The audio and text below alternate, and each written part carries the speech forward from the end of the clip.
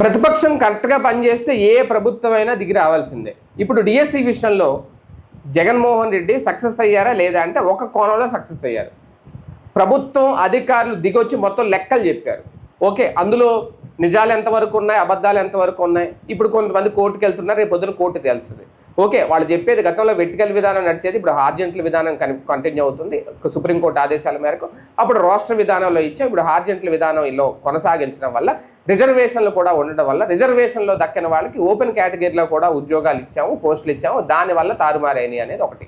ఇంకొక రెండోది, వీళ్ళు చెప్తున్న ర్యాంకుల వారీగా చూసుకుంటే ఆ రిజర్వేషన్ల ప్రకారం ర్యాంకులు వచ్చిన వాళ్ళకి మాత్రమే ఆ పోస్టులు దక్కినాయి. అంటే వాళ్ళు కంప్లీట్గా వీళ్ళు ఏ అభ్యర్థికి పోస్ట్ రాలేదన్నారో ఆ అభ్యర్థి పేరుతో సహా, అభ్యర్థికి వచ్చిన ర్యాంక్తో సహా, ఆ అభ్యర్థికి కాల్ లెటర్ ఎందుకు పంపించాము, కాల్ లెటర్ పంపించిన తర్వాత కూడా ఎందుకు పోస్ట్ రాలేదు, మెరిట్ లిస్ట్లో ఉన్నారా లేదా, మెరిట్ లిస్ట్లో ఉన్నా సరే పోస్ట్ ఎందుకు, అన్నీ క్లియర్గా చెప్పారు. ఆ ప్రెస్ మీట్ వింటే చాలా స్పష్టంగా అర్థమైంది. వాళ్ళ ఫోటోలు వేయించి డిస్ప్లే చేయించి, అక్కడైతే మాత్రం వాళ్ళ ఎక్స్ప్లెనేషన్ ఏదైతే ఉందో అది హ్యాట్స్ ఆఫ్ చెప్పాలి. ఎందుకంటే అదే జవాబుదారీతనం అంటే.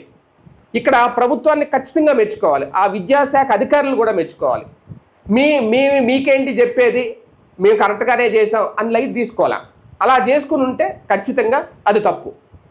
అలా చేయలేదు, వాళ్ళు ఓపెన్గా చెప్పుకొచ్చారు. ఓకే, అందులో వీళ్ళు ఇంకా లోపాలు ఎత్తి చూపుతుంది వైసీపీ, ప్రతిపక్షం కాబట్టి. ఎందుకంటే ప్రతిపక్షం కాబట్టి ఆబ్వియస్లీ వాళ్ళు చెప్పింది కరెక్టే అని ఒప్పుకోరు, అందులో లోపాలను ఎత్తి చూపిస్తారు. ఇప్పుడు రేపు పొద్దున కోర్టుకు వెళ్తారు, కోర్టు తేలుస్తుంది ఏది నిజమో ఏది అబద్ధం. కాకపోతే ఇక్కడ రాజకీయంగా జరిగినప్పుడు, రాజకీయంగా ఒక నిర్ణయం తీసుకున్నప్పుడు ఇక్కడ ఆలోచించాల్సింది ఏంటంటే, జవాబుదారీతనంగా వాళ్ళు జగన్ రేజ్ చేసిన పాయింట్కి వైసీపీ రేజ్ చేసిన ప్రశ్నలకు సమాధానం చెప్పారు, ఆన్సర్ చెప్పారు, ఆధారాలతో సహా చూపించారు.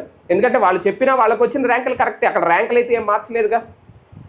రాష్ట్ర విధానంలో చేశారు గతంలో, ఇప్పుడు హార్జెంటల్ విధానంలో జిల్లాల వారీగా చేశారు.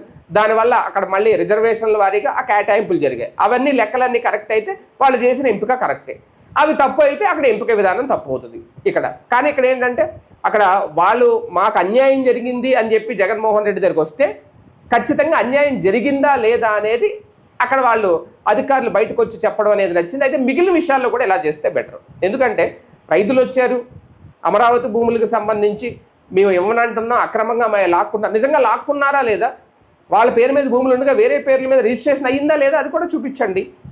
అక్కడ కూడా నిజాయితీ బయటపడుతుంది. అప్పుడు the honest government Chandrababu Naidu గారిది అనేది అర్థమవుతుంది. ఏది ఏమైనా డిఎస్సి విషయంలో మాత్రం మంచి పని చేశారని అనిపించింది నాకైతే.